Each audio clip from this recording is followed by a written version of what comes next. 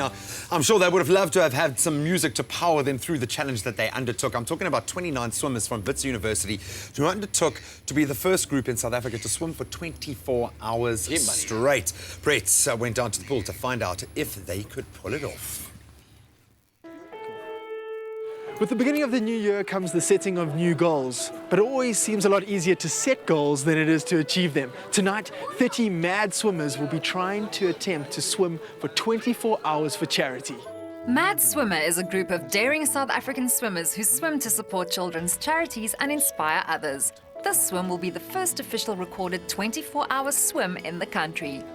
Jean Craven started the organisation about 6 or 7 years ago. He was in Gibraltar and a couple of his mates said, "Do you think you could swim across to Morocco?" He did the swim, he won the bet, and he felt very, very guilty to take the cash from his friends, and he ended up donating the money. I think he felt really, really awesome about donating and giving a little bit back, and he decided to do it on a more regular basis, and that's how Madswimmer started. Most of the mad swimmers are ordinary people, like executives, parents, and some famous faces, who volunteer to brave monotony, fatigue, and cold for charity. You guys do some crazy swims. What is the motivation behind you guys achieving your goals? You need to focus on that goal. I think look at it, analyze it. That dedication to get up in the morning at 4 o'clock. It is tiring, but when that alarm goes off at 4 o'clock, to get up, get to the pool, get into the gym, do your training session and get it done, to stay motivated, to achieve that goal, you set your eye on it, and also support structure. You know, your family, you at home, to understand what you do and that you do what you love.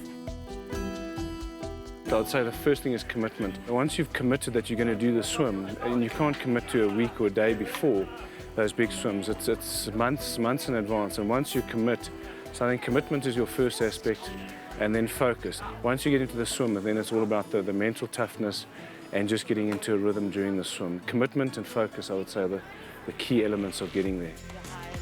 The event raised funds for the Lonely Road Foundation, which is based in rural Limpopo and aims to improve the lives of orphaned and vulnerable children.